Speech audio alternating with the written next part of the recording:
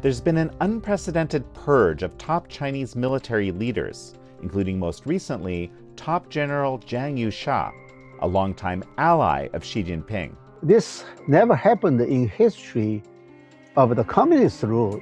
Of the 7 members of China's Central Military Commission, 5 have effectively been purged or removed. Only 2 remain. One of them is Xi Jinping himself. Even during the Cultural Revolution, Mao Zedong didn't really purge the high-rank officials in the military. What's really going on behind the scenes? And what does this turmoil mean for the Chinese Communist Party's plans to invade Taiwan? In this episode, I'm sitting down with veteran China analyst Heng, a longtime columnist with the Epoch Times, to unpack all of this. Soviet Union collapse is not because they don't have a strong military. It's because the system collapsed.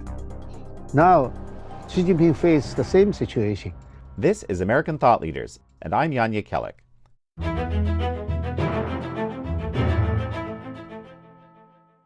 Heng, such a pleasure to have you back on American Thought Leaders. Yeah, the pleasure is mine. Thanks for having me. So there is something absolutely astonishing happening among the top leadership of the Chinese Communist Party with profound implications for the country, perhaps for the world. What's going on? Yeah, I think what happened last week, it's very rare to find such thing. So I would say we are witness the turning point of the Chinese Communist Party rule. There's at most 3 events can be compared in Chinese Communist Party history after they took over the China.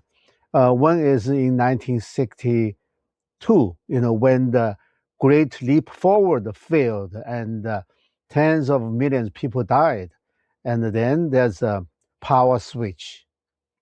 And Liu Shaoqi, the second hand of Mao Zedong, who took over the power, but kept Mao Zedong in a symbolic figure. That's in 1962.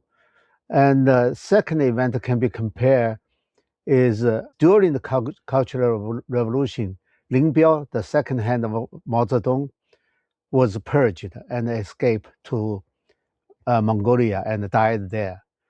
That was, I would say, it's the turning point of Mao Zedong's legacy. From that day, Mao Zedong's legacy is almost gone. Yeah, the Chinese people rethink about what is real nature of Cultural Revolution, and that leads to the end of the Cultural Revolution. And the third one is, I think, is the end of Cultural Revolution. They purged the Gang of Four. The Gang of Four is Mao Zedong's wife and the 3 others promoted by Mao Zedong's Cultural Revolution. So it's kind of like a gang of Cultural Revolution. They arrested the 4 of them, and that marked the end of the Cultural Revolution. So I think the fourth one is the purge of Zhao Ziyang in 1989, during the Tiananmen suppress, massacre. They got rid of the head of the Communist Party, General Secretary Zhao Ziyang. I think this event can, deserve to compare with those big events. It's like once a decade.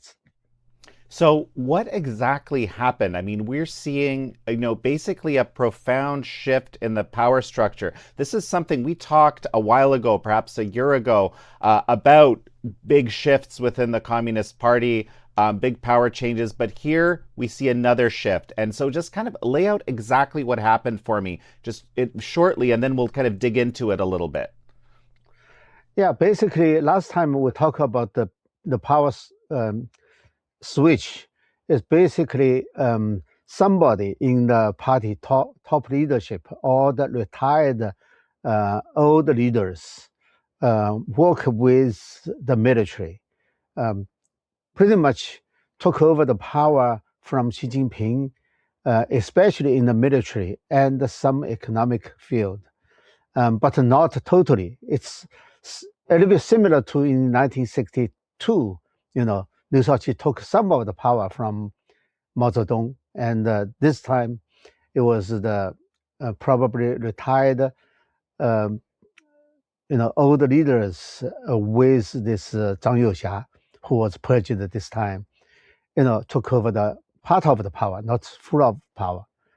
And this time, I think after some preparation, Xi Jinping fought back, I think, and purged this head of the military. Um, Basically, it's like the power switch back. I would say this is what happened. So now, okay, let's get the dimensions of this exactly. Now you're talking about the vice chairman Zhang Youxia. You're saying he was the head of basically the military, and now this is Xi Jinping purging. This is Xi Jinping reasserting power.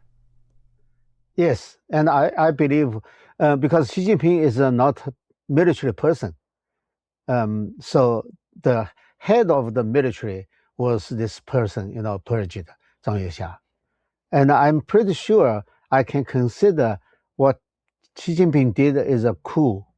Okay, explain that to me, because coup is a very strong word, and there's been kind of accusations of coups over the years happening with different leaders. But why does this reach the level of being called a coup? We can see from the public information, and Xi Jinping purged Zhang Youxia is not follow the procedure. It's totally against CCP's rules and even hidden rules. They have open rules and they have hidden rules. But what Xi Jinping did was against every single rule, even the hidden rule. For example, when they announce the purge, uh, the statement is the CCP central, CCP central didn't say central what, CCP central, you know, like investigate this person. Actually, two generals in the military. It's top one and the top two, top one and the second one.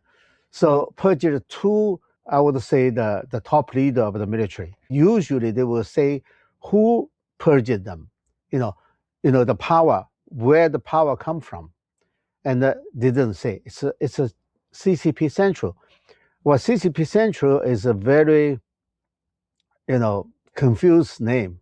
Usually it would mean CCP Central Committee or CCP um, Central Committee Political Bureau or the Standing Committee of the Political Bureau. So three levels.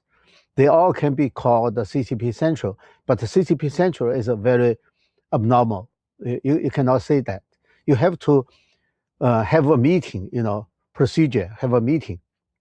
If you don't have the meeting, you don't have the decision, that's illegal. So if it's illegal, that's a coup. And this is one reason. Another reason is, um, you know, the the chairman or vice chairman of CCP Central Military Commission, you know, um, should be decided by the CCP Central Committee. And the Central Committee didn't have a meeting, so they didn't authorize the purge.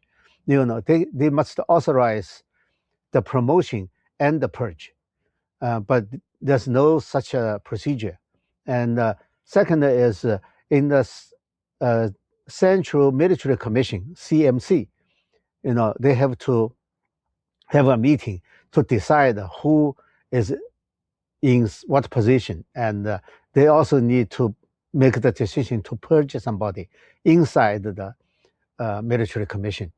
The problem is they already purged three of the member of the military commission, so only four left, and this time four were purged.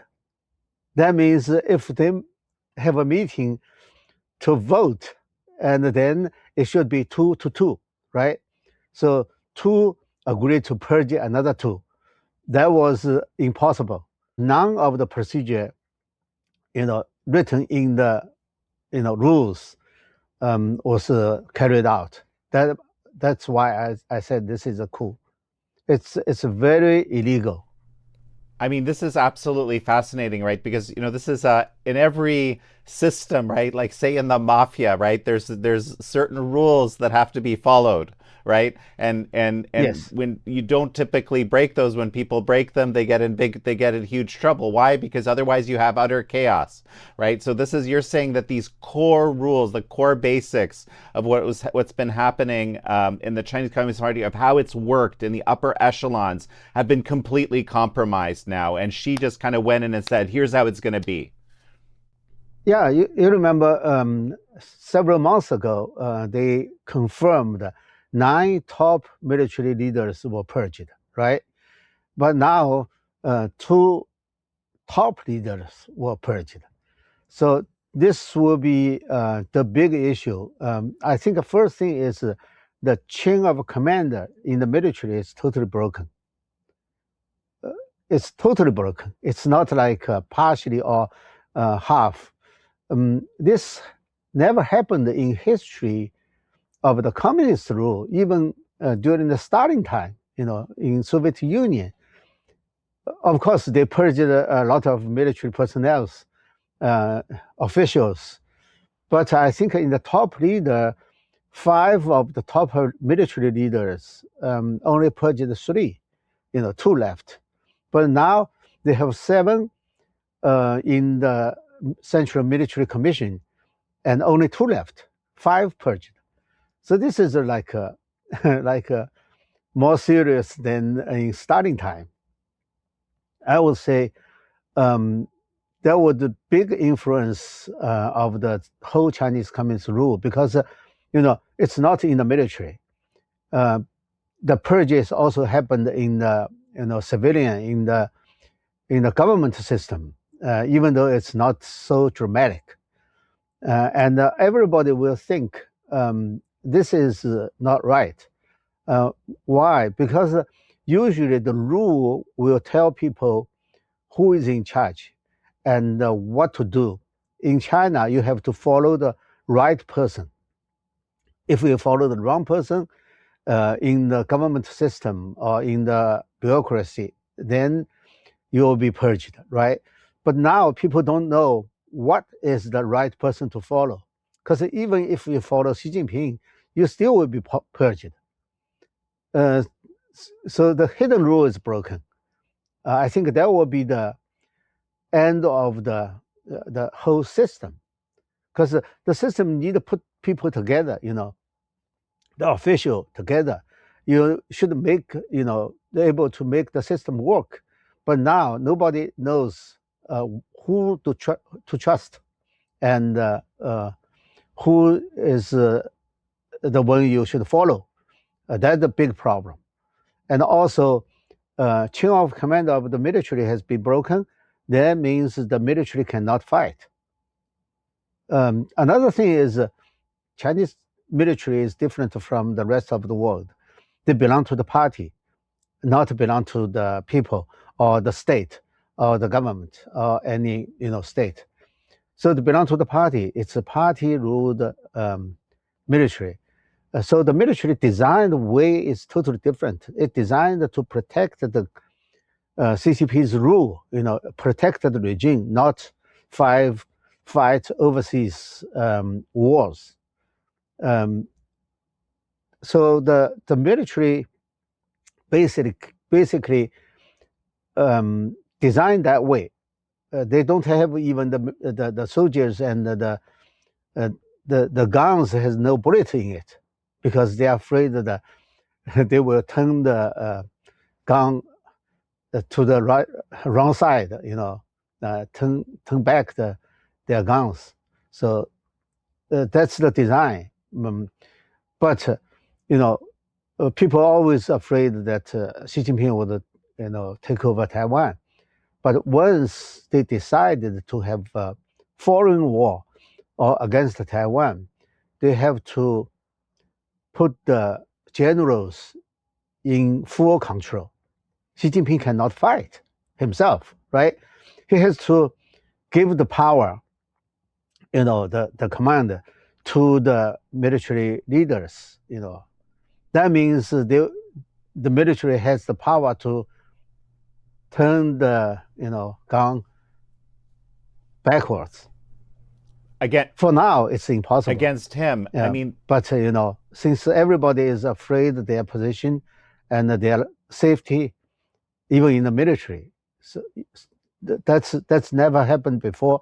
Because even during the Cultural Revolution, Mao Zedong didn't really purge the high rank officials in the military. Military is relatively stable, but now military is in a mess. I mean, this is it's an astonishing development, right? And I mean, as you said, right, we've got 5 out of 7 of the top military leadership gone, and obviously it had to do with the fact that she felt threatened. He was consolidating his power, from what I understand you're saying. But at the moment, I mean, there is all these questions about what the strength of the Chinese military is, right?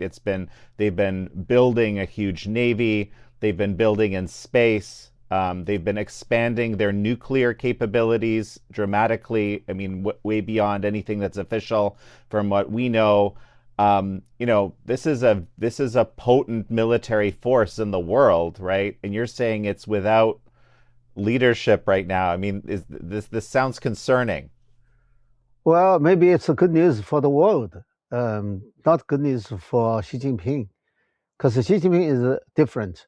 I think his conflict with the military, part of the reason is Xi Jinping want to be a great leader, can be the same as Mao Zedong and Deng Xiaoping. As we talked last time, he said Mao Zedong is the one to make China stand up, and Deng Xiaoping makes China rich, and he will make China strong. But that strong has no standard. You cannot say this is strong, right? So he has to do something to make his claim, convincing. Taiwan is I think it's the best target for him. But the whole military has different idea. Two major points. One is the military is totally corrupted. I'm not saying Zhang Youxia is not corrupted, is corrupted. But the reason to purge him is not corruption. The reason to purge him is one is Zhang Youxia helped the others to took some of the power from him. Another reason is Zhang Youxia has totally different idea about taking over Taiwan. I think these two military leaders were purged. They were the only one who had a real battle, field battle experience. Others doesn't have one, and they are very professional. Those two purged, Zhang Youxia and Liu Zhengli. They are very professional. Even American military recognize, they are very good professional military person, and they are very good at communicate with Americans. Maybe that's one of the reasons to purge them. So they have different idea. They thought that this is a bad idea because Chinese military is not ready to fight the war, in the Taiwan Strait. So I think that means Xi Jinping's ambition is conflict with the professional opinion about the war. I think that's another reason, the Xi Jinping cannot get along with those two purged military personnel. I want to jump into that in a moment where, basically this idea that, in a way, this could be creating a more dangerous situation because, she who doesn't, I mean, I'll get you to qualify this for me, but from what I understand, she has no military experience, and now is kind of, I guess, through this coup, as you describe it, is kind of trying to take control of the military. And he may make decisions that his professional leadership would never have made because of the cost, perhaps. Before we jump into that, I just have one quick question. So you don't think that Zhang Yusha actually did something with nuclear secrets and the Americans? No, no, no, not at all. The Wall Street Journal published an article, get some internal source, but you have to know that in the PLA Daily is the military newspaper, official newspaper. They accused Zhang Youxia like five um, crimes, and the five crimes. The most serious one is broken the system of the CMC, Central Military Commission chairman's full sole responsibility. That means the chairman, that means Xi Jinping. Xi Jinping is in full charge of the military. Nobody else should have the power, shared power. So that means broken the rule means challenge Xi Jinping's authority in the military. That's that's a political crime. It's not, corruption, accusation. The official, uh, this is a half official statement. Has nothing to do with the nuclear secret. Nothing to do with the corruption. It's all political. It's fully power struggle. And in the last 2 days, there was a lot of Western media ask a question in the military press conference, uh, and the answer is no. They denied any accusation about the nuclear secret. So I think it's somebody on Xi Jinping's side try to make the coup looks legal. So they release intentionally to Western media, and I don't think Western media can create this story. The story is from inside, but the leaking has the purpose. The purpose is frame Zhang Youxia, make him look like a traitor. That's why. But officially, they won't be able to prove that. So they don't do it officially, but do it, by leaking the information to Western media. So you think they're basically just using the Western media to create narratives? Yeah, but not official narrative, because there's no way Zhang Youxia would leak the nuclear secret to United States. The reason is he is already in the top position. There's no way American can offer better position, right? And uh, for the money side, as long as he is willing to take the money, he must be already rich, and sometimes richer than a small country, very rich. Um, American cannot bribe him. He cannot pay more than he already have. If he is not so corrupted, that means he doesn't really need money. Then you cannot buy him. So there's no reason. By the way, he is not a nuclear expert. I don't think he knows a lot of CCP, China's nuclear weapon secret. I don't think so. In his position, he doesn't need to know the detail. If you don't know the detail, then you don't have the secret. I mean, that's absolutely fascinating. Let's just jump back to this idea that Xi Jinping may have consolidated his actual power over the military. He has this interest, you're saying, in Taiwan as a way to show that he has made China strong. His generals, you've been saying, have been saying, wait a sec, this isn't going to go well for us, so let's hold off. Does this mean that we might have created a more dangerous situation because of his ambition? It could be, but since the military is not willing to fight, um, that's How That's do the you know that? situation. So it will be, there's no win issue for Xi Jinping. But of course, it's more dangerous. The whole story from the beginning, like in 2023, started with purging the rocket army, right? And the military equipment and development department. That's Zhang Youxia's territory. So purge those is because Xi Jinping wants to take over Taiwan, and he wants to the military, he designed in 2015, to switch the military from the um, inside to the outside fight.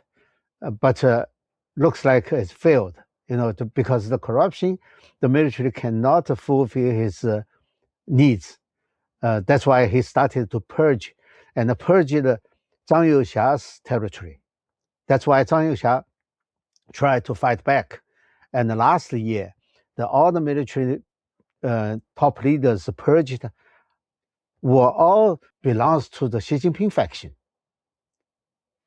So there's uh, another another reason we believe that the power switch last year happened, and now Xi Jinping took over the power and got rid of only two reasonable military top leaders.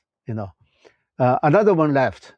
We said two left in the military central committee. Xi Jinping is the one. Another was promoted last October, last year, October. It's Zhang Sengming. But Zhang Sengming is as a political leader of the military. He doesn't know anything about the military, doesn't know anything about, war. So he was a commissar person, people call it commissar person. And that means now amateur replaced the professional. So it's more dangerous. I believe it's more dangerous. But also the military power, the power for the war is much, much weak than before. So they have no way to win a war. The control the conflict is less possible. With a professional, they can control the conflict. But without the professionals, now it's amateurs in charge. There will be more chance to have uncontrolled conflict, but not necessarily they have a strong military power to win the war. No, I don't think so. Hmm. You're saying that the military power is dramatically reduced because of the lack of professional leadership. What about kind of overall for Xi? So Xi has consolidated power. He's had this coup as you've described it. What does this kind of mean for the CCP's power on the external stage, on the world stage? So far, they claim, the military claim that the communication with the foreign military will be continued and won't stop. That was one way, they try to make things like nothing happened or nothing serious happened. But actually, there will be a lot of changes in CCP's, the international um, policies. But I don't think they will, because CCP doesn't really have a good strategy, international global strategy. Basically, their strategy is against the United States. Even since 1949, when CCP took over China, and their strategy is against the United States because CCP has the basic theory of Marxism, communism, and their theory is overtaken the whole world. They have never changed. The reform and openness is just one exception. During Deng Xiaoping time, and I think Xi Jinping is back to the CCP basic ideology, and they won't change. So I don't think in the international level I would see. I don't expect to see many changes. That's my thought. I know that it's very difficult to predict, right, what will happen. But this is a profound shift, and you say there's a kind of a more chaotic situation, and there's some kind of, I mean, would it be fair to say there's sort of an overall reduction in power for the system? Yeah, the thing is, we can predict some of the future in CCP's rule because, for the past one or several years, there was uh, saying that the officials in the government, in the party system, in the government system, had a trend to 躺平 is lay down, don't do anything because they don't know what to do is right, can be promoted or keep their position or even keep them safe. They don't know what to do. So doing nothing is the safest, you know, choice they have. So that's a very popular trend that the officials in the government system, lay down, doing nothing. Now this extended to the military now. So it means Xi Jinping has the superpower, you know, all the power came to himself, but the whole bureaucracy becomes less power and less efficiency. And everybody knows Xi Jinping are the sole dictator, cannot do everything, right? You have to depend on the system. Now the system was destroyed by Xi Jinping, and that will be the big problem. Soviet Union collapse is not because they don't have a strong military; it's because the system collapsed. Now, Xi Jinping faced the same situation. He wants to have a full power, but in the same time, by doing, destroying the system. Of course, I think this is maybe it's not a bad thing, because the Chinese Communist Party is the one who create all the the trouble in the world or in China, and you know Xi Jinping is in another way to destroy the party, destroy the system. It's a little bit like Mao Zedong in the early stage of the Cultural Revolution. Destroy the whole system he built. But of course, in several months, in early 1967, Mao Zedong rebuilt the system. That's his system. But Xi Jinping, I don't think he had the chance or the ability to rebuild anything he destroyed. Hmm. Well, so it's very interesting the analogy now to the Soviet Union because there were kind of a few things happening. One was, like you said, right, the sort of the system of power sharing and kind of being able to affect policy, kind of make things happen, was kind of crumbled internally, right? The other side was the economic difficulty. I mean, this is part of the American plan was to kind of outspend and get them to basically kind of economically hurt themselves. And the CCP is indeed in a very difficult economic situation right now, especially with these, tariff regimes that are coming from the US. Can I get you to comment on that a little bit? I think a basic problem is inside China. You know, because even if even there's no help of United States, if they have a policy, they have the biggest market in the world, right? So when the United States to do some thing like tariff, something like that, it shouldn't be damage, totally destroys China's economy. The problem is when Chinese Communist Party during Deng Xiaoping time to start the free market or some reform, it was a crippled reform. It has only economic reform without the political system reform. So So you cannot like everything is listen. You have to follow the party. You have to listen to the party. You have to have socialist planned economy, and at the same time you have full free market. That's impossible. So that's why the conflict is already there. But with the Western investment, uh, lots of money pour in, that that problem is not so obviously. It was covered, you know, by the Western investment, but the problem is still there. After years of accumulation, the problem becomes worse and worse. Of course, CCP is afraid of the economy freedom. Will have those who get rich from the free market and demand more political power.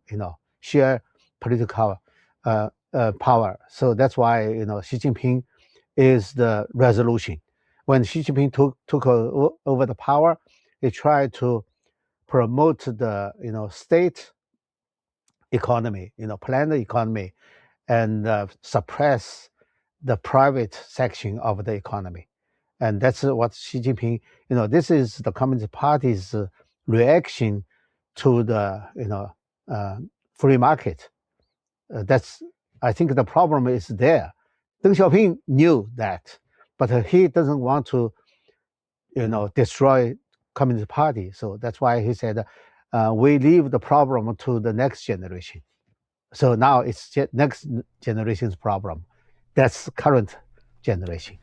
Well, so what would be your, recommendations in terms of how, for example, a U.S. administration might kind of approach this, I guess, somewhat new reality?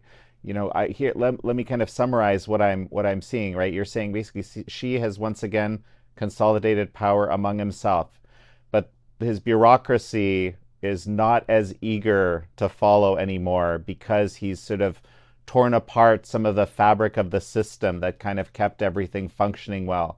At the same time, he has these Taiwan ambitions, right? Of course, the U.S. has reiterated its support to protect Taiwan. It has its own challenges, but there is this aspect of instability and ambition, perhaps beyond the ability of the military to affect. Okay, and here we are. We have American and other Western leaders wondering, okay, well, how do we deal with this? What do you say to them? I would say the current American policy towards China is, I think, is on the correct track. Because no matter what you say, the important thing is what you do. I think it's on the correct track. Um, so I don't have many suggestions, but I think the most important thing is um, realize that Communist Party won't change. This is a major point. You cannot expect Communist Party, CCP, or Xi Jinping is a normal leader or a normal regime. Even regime is not normal. It's normal, not normal government. So you cannot take it as a normal opponent or another party of the negotiation or anything. So I think this is important to realize that CCP is it cannot cooperate with the United States.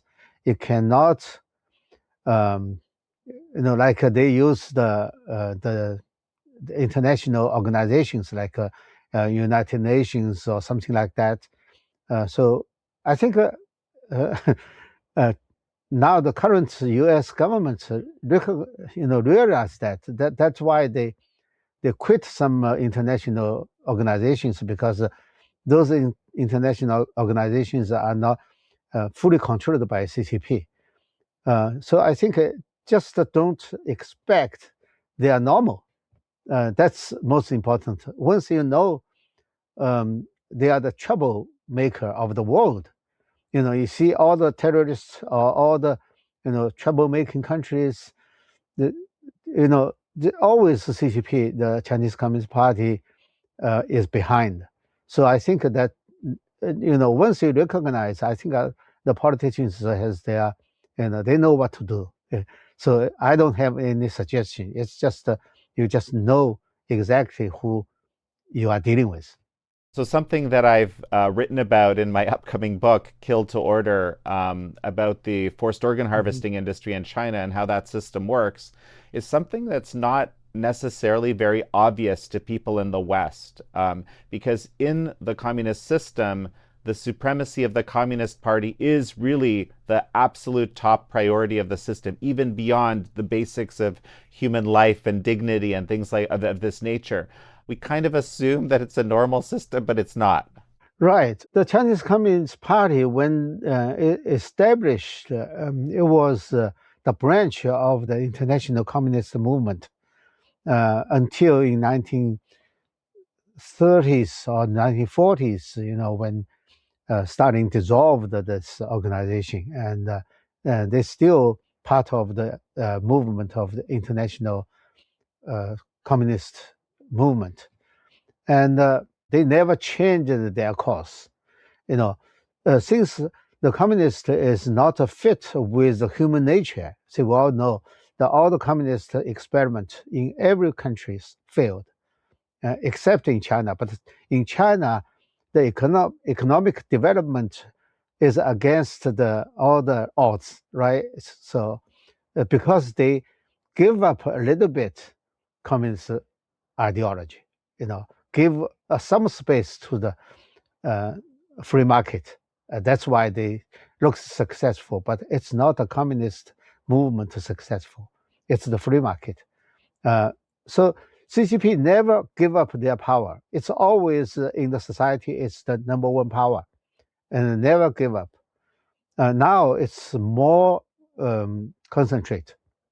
Even though Xi Jinping destroyed the system, broke the system, but still he is in the name of the Communist Party, to protection. So I think that's exactly what happened in China. Is you expect every time when the history in the turning point, every time it turns to the worst. There's nothing turns to the better. It's always turns to the worst, except Deng Xiaoping's reform. But Deng Xiaoping's reform is the whole system, the whole country is in the lowest point, and you go any direction will be up. So that's the only exception. And now we can see the things turn worse and worse. So all because the CCP's ideology is against human nature, is against any, you know, international rules, and against any uh, normal country, normal rule. So I think um, that means in China there's no other power so far um, can be considered as the balance. Even the purged military leaders, they are not a balance of the two side. It's like one side who is more extreme. That's the party nature. I think you are absolutely right. Yeah, I mean it's this zero sum thinking. It's always sort of a battle to the death, right? Like some who comes Yeah. out on top. Hung, this has been an absolutely fascinating conversation. I mean, we're living in profound times, and I myself have no idea how it's all going to play out exactly. Do you have a final thought as we finish today? Yeah, when Ling Biao was purged by Mao Zedong, actually it hit Mao Zedong so hard, and he becomes his health becomes a big problem. And 4 years later, Mao Zedong died, and the revolution ends. I think this is not the success of Xi Jinping. When he purged the most important, considered as his partner. Of course, he doesn't consider they are the partner, but the outside was surprised to see that. He purged Zhang Youxia and Liu Zhengli, and this is not successful of Xi Jinping, not at all. It's a failure, because if you cannot, you know, you purge everybody you promoted, that means it's your failure. And I think he realized that, just like Mao Zedong realized, purge Lin Biao was a mistake or was his own failure. And Xi Jinping also recognized that. It should be. I think we are witness the turning point of the history. Maybe not immediately, but consider in a couple of years, probably. So I think that somebody in American mentioned 10 years ago that we should prepare for a China without communist rule. So I think this is the better way for our the preparation to ready for the big change in China. Well, Heng He, it's such a pleasure to have had you on. Thank you for having me. Thank you all for joining Heng He and me on this episode of American Thought Leaders. I'm your host, Yanya Kellett.